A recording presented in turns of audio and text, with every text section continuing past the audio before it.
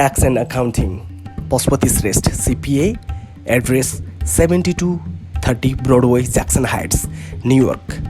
Phone number 347-703-9019. 347-703-9019. Have CPA review your tax file for the best tax results. We file taxes for all 50 states. Buddha Tax and Accounting.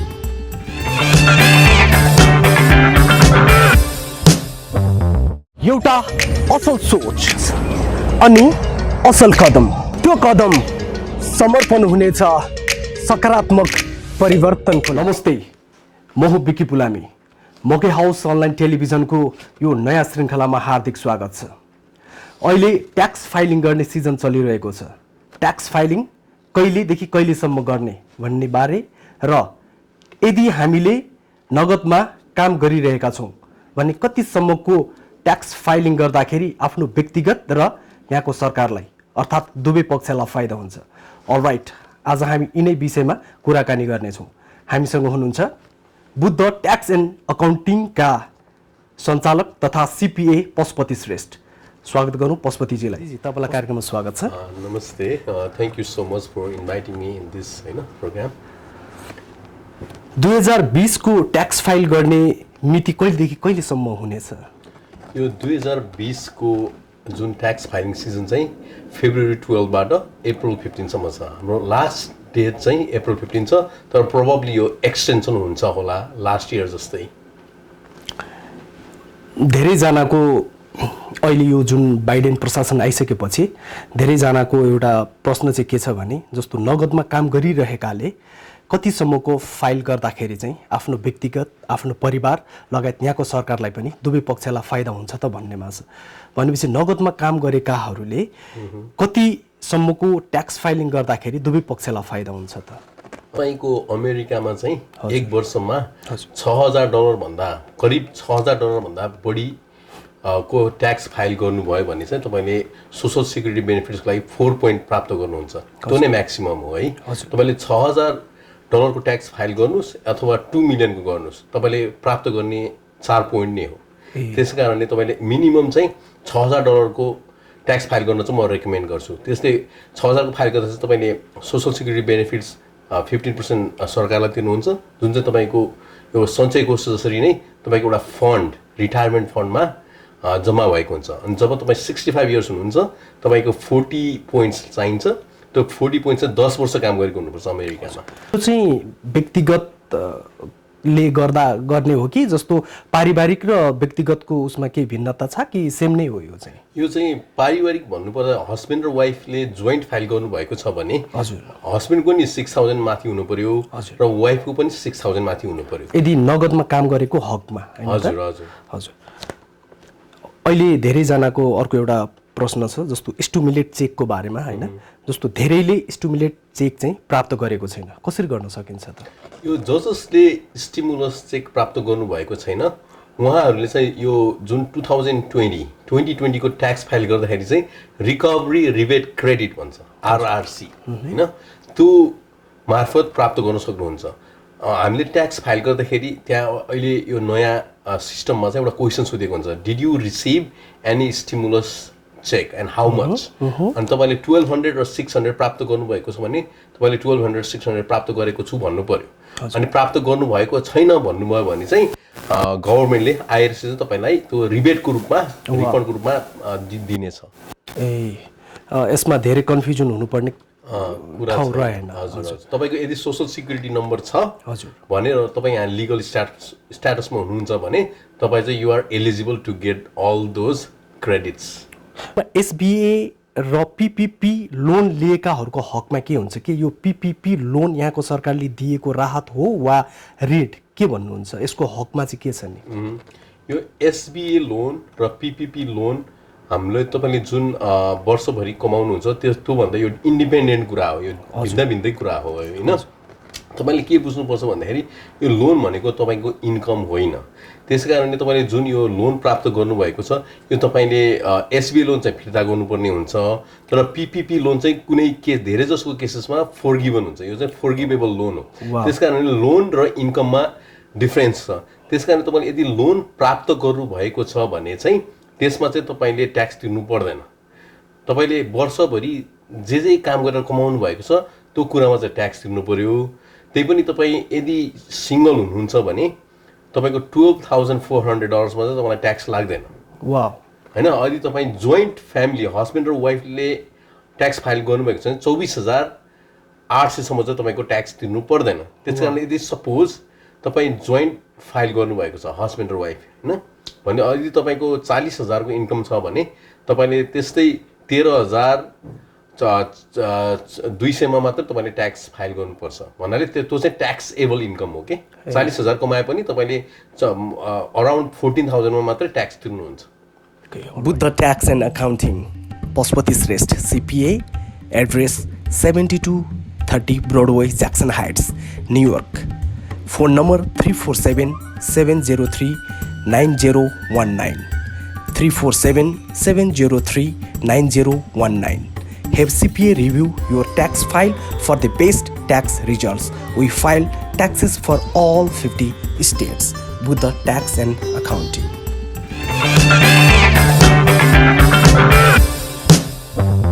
एउटा असल सोच अनि असल कदम, त्यो कदम समर्पण हुनेछ सकारात्मक परिवर्तनको लागि। अलराइट, यो ब्रेकपछि पुनः स्वागत गर्न चाहन्छु तपाईँहरूलाई। आज हामी कुराकानी गर्दैछौँ ट्याक्स फाइलिङको सम्बन्धमा। यो ट्याक्सको सिजन भएको कारणले गर्दा अघि नै हाम्रो पशुपतिजीले मेन्सन गरिसक्नु भएको छ, ट्याक्स यो फेब्रुअरीको 12 देखि सुरुवात भएर मार्चको अप्रिलको 15 सम्म रहनेछ। सो यसै सेरोफेरो म रहेर हामी फेरि हाम्रो कुराकानीलाई अगाडि बढाउन चाहन्छु। पुनः स्वागत गर्न चाहे पशुपतिजीलाई। Thank you so much. Last year tax file गरेका नगरेका, लास्ट इयर ट्याक्स फाइल नगरेका तर यो वर्ष ट्याक्स फाइल गर्नेले जुन पेन्डेमिक बेनिफिटको कुराहरू छ त्यो प्राप्त गर्न सक्छ कि सक्दैन, त्यसको बारेमा अलिकति बताइदिनुहोस् न। स्योर। तपाईँले यदि 2019 मा ट्याक्स फाइल गर्नुभएको छैन र यदि 2020 मा ट्याक्स फाइल गर्नुभएको छ भने र यदि तपाईँ अमेरिकामा, होइन, तपाईँसँग सोसल सिक्युरिटी नम्बर छ र तपाईँ यहाँ लिगल स्ट्याटसमा हुनुहुन्छ भने अवश्य नै तपाईँले यो जुन 1200 र 600 स्टिमुलस चेक पाउनु भएको छैन भने अवश्य प्राप्त गर्न सक्नुहुन्छ। तर यदि तपाईँले अनइम्प्लोइमेन्ट बेनिफिट्सको लागि फाइल गर्न चाहनुहुन्छ भने चाहिँ तपाईँले यो पेन्डेमिक जुन अब अप्रिलदेखि डिसेम्बरसम्म जुन गभर्मेन्टले एक्स्ट्रा $600 दिएको थियो त्यो चाहिँ एक्चुअली मार्चदेखि जुलाईसम्म दिएको थियो, जुलाई 31 सम्म। त्यो एक्स्ट्रा $600 चाहिँ पाउनु हुँदैन। तर यदि अबको यदि तपाईँले अब जब जनवरी 1 मा छोड्नुभयो अरे सपोज, होइन, कि त तपाईँको ले अफ हुनुभयो, कता के भयो, होइन, त्यो भन्छ तपाईँले जनवरी 1 पछिको चाहिँ पाउन सक्नुहुन्छ। तर जनवरी 1 भन्दा अगाडिको चाहिँ पाउनु हुँदैन। तर जनवरी 1 पछि तपाईँले 52 विक्सको लागि चाहिँ एलिजिबल हुनुहुन्छ। त्यो चाहिँ जस्तो 2019 मा पनि जोसँग सोसियल छ त्यसको हकमा हुने भयो कि जस्तो कतिपय केसेसहरू कस्तो छ भने तपाईँको 2020 को जुन तपाईँको पेन्डेमिक स्टार्ट भएको छ नि, अनि त्यसको मिडमा पनि कतिको वर्क पर्मिट आएको छ के, वर्क पर्मिट आएपछि सोसियल आउने भयो, होइन, तिनीहरूको हकमा चाहिँ के हुन्छ नि? तिनीहरूको हकमा चाहिँ कस्तो हुन्छ भने तपाईँले 2020 को चाहिँ ट्याक्स फाइल गर्नुपर्ने हुन्छ, होइन। तपाईँले आफैले आफ्नो बिजनेस छ, आफैले क्यासमा काम गरेको भनेर ट्याक्स चाहिँ फाइल गर्नु पर्यो। अनि यसमा चाहिँ कस्तो छ भने तपाईँको एलिजिबिलिटी क्राइटेरिया छ कि तपाईँको चाहिँ लास्ट 18 मन्थ्स हुन्छ नि, 18 महिनाको उनीहरूले तपाईँको वेजेस हेर्छ कि, होइन, तपाईँको एउटा क्वार्टरमा कति कमायो, उनीहरूले 6वटा क्वार्टरको लास्ट 6वटा क्वार्टरको तपाईँको हाइएस्ट वेजेस हेर्छ कि। अनि त्यो एक क्वार्टरमा चाहिँ तपाईँले जो लगभग $5,000-6,000 चाहिँ कमाएको हुनुपर्छ, होइन। अनि त्यही अनुसार नै तपाईँलाई क्राइटेरियामा राखेर तपाईँको मिनिमम कति पाउनुहुन्छ र तपाईँको वेजेस कति कमाउनु भएको छ लास्ट 6 क्वार्टर्स भनौँ न, लास्ट 18 मन्थ्समा, त्यही अनुसार उनीहरूले प्रदान गर्दछ। तर यदि तपाईँले ट्याक्स फाइल गर्नु भएको छ भने चाहिँ you will be eligible. Okay, जस्तो कतिवटा केसहरू जस्तो म आफैले पनि देखेको छु, होइन, तपाईँको 2020 को मिडमा चाहिँ उसको वर्क पर्मिट पनि आएको छ, सोसियल आयो, होइन, त्यो आउने बित्तिकै उसले चाहिँ तपाईँको जुन रेगुलर अनइम्प्लोइमेन्ट फर्म हुन्छ नि त्यो चाहिँ भरेको छ, होइन। अनि उसले चाहिँ क्लेम गरेको छ मैले पाउनुपर्छ यो बेनिफिट भनेर, त्यसको हकमा चाहिँ के हुन्छ? त्यसको हकमा चाहिँ कस्तो हुन्छ भने तपाईँ चाहिँ एउटा सेल्फ इम्प्लोइड भन्ने हुन्छ, इन्डिपेन्डेन्ट कन्ट्र्याक्टर जस्तो हुन्छ होइन। अनि इन्डिपेन्डेन्ट कन्ट्र्याक्टर चाहिँ कस्तो हुन्छ भने तपाईँले क्यासमा भन्नाले चेकमै भन्नाले फुल पैसा तपाईँलाई ट्याक्स काटेको हुँदैन। तपाईँले जुन पैसा बिजनेस गर्नुहुन्छ नि होइन, तपाईँले त बिजनेसम्यान भएर इन्डिपेन्डेन्ट कन्ट्र्याक्टर भएर काम गर्दा चाहिँ तपाईँले एन्ड अफ द इयरमा ट्याक्स तिर्नुहुन्छ कि।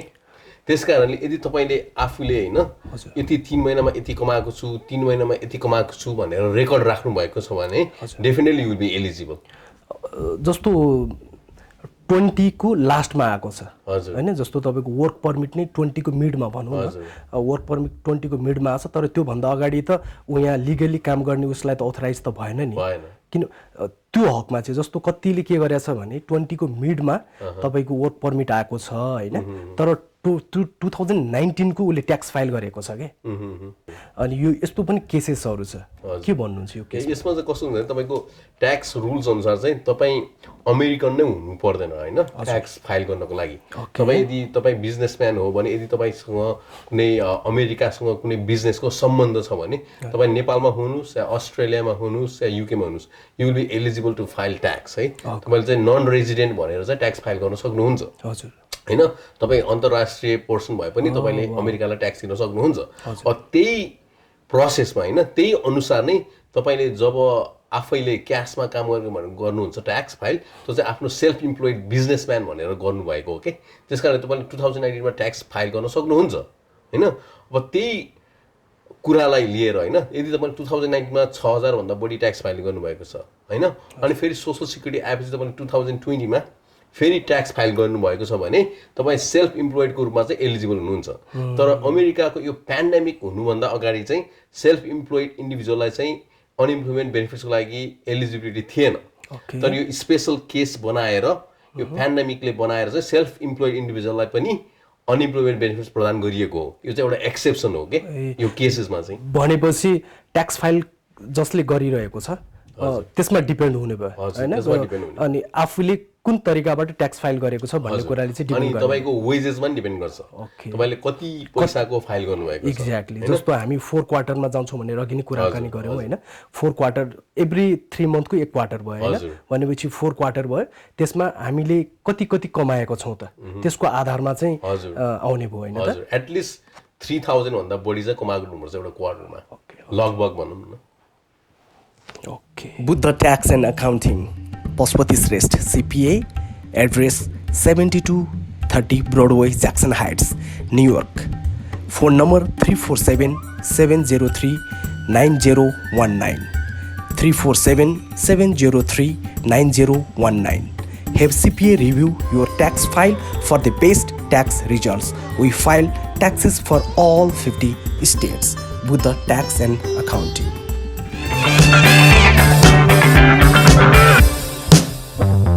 एउटा असल सोच अनि असल कदम, त्यो कदम समर्पण हुनेछ सकारात्मक परिवर्तनको लागि छ। जस्तो ट्याक्स फाइल गर्दाखेरि धेरैले थोरै ट्याक्स तिरौँ भन्ने हुन्छ नि, धेरैजनाको चाहनाहरू। त्यसको केही वे, त्यसको केही स्ट्र्याटेजीहरू छ बताउनु मिल्छ? हजुर होइन, अब कस्तो हुन्छ भन्दाखेरि तपाईँले अहिले यो रिटायरमेन्ट अकाउन्टको कुराहरू आउँछ, IRA भन्छ, इन्डिभिजुअल रिटायरमेन्ट अकाउन्ट होइन। अब तपाईँ यदि ठुल्ठुलो कम्पनीहरूमा काम गर्नुभएको छ भने चाहिँ इम्प्लोयरले नै तपाईँलाई रिटायरमेन्ट अकाउन्ट खोलिदिएको हुन्छ कि, त्यसलाई चाहिँ 401 के भन्छ। अब यदि तपाईँ अब नगदमा काम गर्नुभएको छ र यदि तपाईँ आफैलाई बुढेसकालमा पैसा अलिकति रहोस्, आफू बुढेसकालमा अलिकति त्यही पैसामा रम्न पाऊँ भन्नुहुन्छ भने तपाईँ आफैले नै ब्याङ्कमा गएर अथवा कुनै फाइनेन्सियल इन्स्टिट्युसनमा गएर IRA अकाउन्ट खोल्न सक्नुहुन्छ। अनि IRA अकाउन्ट खोल्नुभयो भने तपाईँले जति पैसा डिपोजिट गर्नुहुन्छ, सपोज वर्षमा त्यहाँ लिमिट हुन्छ 6000 हुन्छ, अहिले चाहिँ 6000 छ लिमिट होइन। अनि 6000 को पैसा तपाईँले ब्याङ्कमा राख्नुभयो भने IRA अकाउन्टमा खोलेर त्यो 6000 मा चाहिँ तपाईँले अहिले ट्याक्स तिर्नु पर्दैन। सपोज तपाईँको इन्कम 40000 छ अरे होइन, सपोज भनेपछि तपाईँले 40000 माइनस 6000 होइन, तपाईँले 34000 मा मात्रै ट्याक्स तिर्नुहुन्छ। अनि स्ट्यान्डर्ड डिडक्सन हुन्छ अर्को होइन 12000, सिङ्गल हुनुहुन्छ भने तपाईँले 34 माइनस 12 भनेपछि तपाईँको त्यस्तै 34 माइनस 12 चाहिँ 22,000मा मात्रै ट्याक्स तिर्नुहुन्छ। त्यस कारणले म के भन्न चाहन्छु भन्दाखेरि यदि तपाईँले इन्डिभिजुअल रिटायरमेन्ट अकाउन्ट खोल्नु चाहनुहुन्छ भने खोल्नुहोस्, यो एकदमै राम्रो कुरा हो। तपाईँले अहिले ट्याक्स तिर्नु हुँदैन, यो पैसा जुन तपाईँले ट्याक्स दिनु त्यसमा तपाईँको पैसा ट्याक्स बच्यो, प्लस तपाईँको सञ्चयको जस्तै रिटायरमेन्ट अकाउन्टमा पैसा पनि रहिरहेको छ। तर जो पैसा चाहिँ तपाईँले 70 वर्षपछि मात्र निकाल्न सक्नुहुन्छ, अहिले चाहिँ निकाल्न पाउनुहुन्न। त्यसै कारणले नै तपाईँलाई त्यसमा ट्याक्स ब्रेक दिएको हो। त्यो चाहिँ एउटा स्ट्राटेजी भनेपछि त निकै राम्रै रहेछ त नि, होइन भने। अब म एउटा तपाईँलाई व्यावहारिक क्वेसन राख्न चाहन्छु। जस्तो तपाईँले भन्नुभएको छ नि 50वटै स्टेटबाट चाहिँ ट्याक्स फाइल गर्न सकिन्छ भनेर। हजुर, जस्तो फिजिकली आउनुपर्छ कि के छ त्यसको माध्यमहरू? अब हाम्रो केसमा चाहिँ तपाईँ फिजिकल्ली आउनुपर्छ भन्ने छैन ट्याक्स फाइल गर्दाखेरि, किन भन्दाखेरि हामी कुनै पनि कुराहरू इमेलबाट फोनबाट नै गर्न सक्छौँ। त्यसमा संसारको कुनै पनि कुनामा हुनुहोस्, हामीले तपाईँलाई इमेलद्वारा नै सम्पर्क गर्न सक्छौँ। यदि तपाईँ ग्रिन कार्ड होल्डर हुनुहुन्छ वा अमेरिकन सिटिजन हुनुहुन्छ भने तपाईँ संसारको कुनै पनि कक्षामा भए पनि तपाईँले ट्याक्स फाइल गर्नु अनिवार्य हुन्छ। तपाईँ नेपालमा हुनुहोस् या अस्ट्रेलियामा हुनुहोस् वा युकेमा हुनुहोस् है। अब यदि तपाईँ युएसको कुनै पनि स्टेटमा हुनुहुन्छ भने पनि हामीले यहाँ न्युयोर्कबाट नै ट्याक्स फाइल गर्न सक्छौँ। तपाईँले न्युयोर्कमा तपाईँ वासिङटन अथवा क्यालिफोर्नियामा हुनुहुन्छ भने हामी न्युयोर्कबाट नै ट्याक्स फाइल गर्न सक्छौँ। सिर्फ हामीलाई चाहिँ तपाईँले इमेल गरिदिनु पऱ्यो तपाईँको डकुमेन्ट्सहरू, होइन। अनि त्यसपछि तपाईँले हामीलाई टेक्स्ट मेसेजबाट पनि सम्पर्क गर्न सक्नुहुन्छ। हामीलाई चाहिएको चाहिँ तपाईँको डकुमेन्ट्स मात्रै हो। तपाईँको सिग्नेचरहरू पनि चाहिएको छ भने हामी तपाईँलाई इमेल मार्फत नै गर्न सक्छौँ। ई सिग्नेचर पठाउन सक्छौँ, होइन? ई सिग्नेचर अनि जस्तो ब्याङ्क डिटेल्सहरू जति पनि इन्फर्मेसन चाहिन्छ फोन मार्फत अथवा इमेल मार्फत गरेर पनि ट्याक्स फाइल गर्न सकिन्छ। चार्जेसको कुरामा त अब जेल छँदैछ, होइन? विभिन्न तरिका छ भनौँ न। अलराइट, हामी कार्यक्रमको अन्त्यमा आइसकेका छौँ। यो कार्यक्रमको अन्त्यमा हामी जाँदा जाँदै जस्तो ट्याक्स फाइलिङकै सम्बन्धमा राख्नै पर्ने केही महत्त्वपूर्ण कुरा छुट्याउनु भएको छ अथवा हामीले छुट्याएको छौँ भने कृपया राख्न सक्नुहुन्छ? स्योर, म चाहिँ के भन्न चाहन्छु भन्दाखेरि ट्याक्समा चाहिँ प्लानिङ एकदमै इम्पोर्टेन्ट हुन्छ, होइन।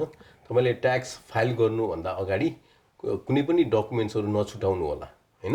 तपाईँको अब कुनै W2 को भयो, 1099 भयो, तपाईँको ब्याङ्कको इन्ट्रेस्टहरू भयो, तपाईँले अब यदि स्टक मार्केटमा प्ले गर्नुभएको छ भने तपाईँलाई ब्याङ्क स्टकको फाइनेन्सियल इन्स्टिट्युसनबाट तपाईँलाई क्यापिटल गेनको तपाईँले गेन अथवा लस भएको डकुमेन्ट्सहरू आउँछ, होइन। त्योहरू छुटाउनु हुँदैन। यदि तपाईँले हेल्थ इन्सुरेन्सहरू मार्केट प्लेसबाट लिनुभएको छ अथवा इम्प्लोयरले तपाईँलाई दिएको छ भने तपाईँले 1095A भन्ने चाहिँ मार्केट प्लेसको हो, होइन, हेल्थ इन्सुरेन्स। अनि 1095C भनेको चाहिँ इम्प्लोयरले दिएको हो, होइन। त्यो चाहिँ नछुटाउनु होला। त्यो छुटायो भने चाहिँ तपाईँलाई आइआरएसले तपाईँको ट्याक्स होल्डमा राखिदिन्छ। अनि त्यसपछि तपाईँलाई गाह्रो हुन्छ, पछि फेरि तपाईँले ट्याक्स फाइल गर्नुपर्ने हुन्छ, फेरि करेक्सन गर्नुपर्ने हुन्छ। त्यस कारणले तपाईँले चाहिँ ट्याक्स फाइल गर्नुभन्दा अगाडि चाहिँ डकुमेन्ट्सहरू चाहिँ केही पनि नछुटाउनु होला। अनि प्लस तपाईँले चाहिँ ट्याक्स स्ट्राटेजीहरू चाहिँ बुझ्नु एकदमै राम्रो हुनेछ। तपाईँले जब ट्याक्स फाइल गर्दाखेरि कसरी गर्ने, अनि तपाईँले CPA को चाहिँ सुझावहरू लिनु होला, उहाँहरूसँग एडभाइस लिनु होला, होइन। तपाईँलाई अब CPA भनेको चाहिँ सर्टिफाइड पब्लिक एकाउन्ट हो, उनीहरूलाई धेरै नलेज हुन्छ, होइन। तपाईँले अब ट्याक्स फाइल गर्ने भन्दैमै जहाँ पाए गरेर ट्याक्स फाइल नगर्नु होला। अलिकति कुरा बुझेर बरु अलिकति प्रिमियम पैसा नै तिरेर भए पनि ट्याक्स फाइल गर्नु होला। तपाईँ सस्तो भनेर चाहिँ कतै नजानु होला, होइन। अलिकति राम्रै तरिकाले ट्याक्स फाइल गर्नु होला, किनभने ट्याक्स भनेको एकदमै इम्पोर्टेन्ट कुरा हो। तपाईँको यो लाइफ टाइमभरि नै तपाईँलाई यसले राम्ररी तपाईँले प्रक्रिया मिलाएर फाइल गर्नु भने चाहिँ तपाईँलाई एकदमै फाइदा हुनेछ। प्लस अर्को कुरा चाहिँ तपाईँले यदि घरहरू किन्न चाहनुहुन्छ भने, होइन, रियल इस्टेटमा इन्भेस्ट गर्न चाहनुहुन्छ भने ट्याक्स फाइलिङ एकदम इम्पोर्टेन्ट हुन्छ। तपाईँले अब खर्च मात्रै घटाउने, ट्याक्स थोरै तिर्छु भन्दाखेरि तपाईँलाई अर्को कुरामा तपाईँलाई बेनिफिट्स नभएको हुनसक्छ। अब तपाईँलाई अब त्यहाँ हिडन बेनिफिट्सहरू हुन्छन्, होइन। तपाईँले ट्याक्स तिर्नु भयो भने तपाईँलाई अब लोनको कुरा गरौँ, बिजनेस लोनको कुरा गरौँ, होइन। अनि त्यस्तै अब घर किन्दाखेरिको बेनिफिट्सहरू तपाईँलाई राम्रो हुन्छ। तपाईँले अब घर किन्दाखेरि तपाईँले आफैलाई रेन्ट पे गर्नुहुन्छ, होइन। त्यसमा नि तपाईँलाई यत्तिकै फाइदा भइरहेको हुन्छ। सो ट्याक्स भनेको कुरा एकदमै फाइदाजनक छ यदि तपाईँले बुझ्नुभयो भने, र यदि यसलाई राम्ररी युज गर्न जान्नुभयो भने चाहिँ तपाईँलाई लङ रनमा चाहिँ यसले धेरै नै ठुलो इम्पोर्टेन्ट रोल खेलेर तपाईँलाई फाइदा हुनेछ। वाह, थ्याङ्क यू पशुपतिजी तपाईँको टाइमको लागि। हामी अन्य अपडेट लिएर आउनेछौँ फेरि अर्कोचोटि। अलराइट, आज हामीसँग हुनुहुन्छ सिपिए पशुपति श्रेष्ठ। हामीले बुझिहाल्यौँ ट्याक्स फाइलिङ गर्दाखेरिको फाइदाहरू, राइट। हामी अब यो एपिसोडबाट आज बिदा लिन चाहन्छौँ। पुनः अर्को एपिसोडमा हामी यस्तै यस्तै इन्फर्मेटिभ कुराहरू लिएर आउने छौँ। त्यतिन्जेलसम्मको लागि बिदा चाहन्छु। म बिकी पुलामी। हस्त नमस्ते, शुभ दिन, शुभरात्रि। Thank you.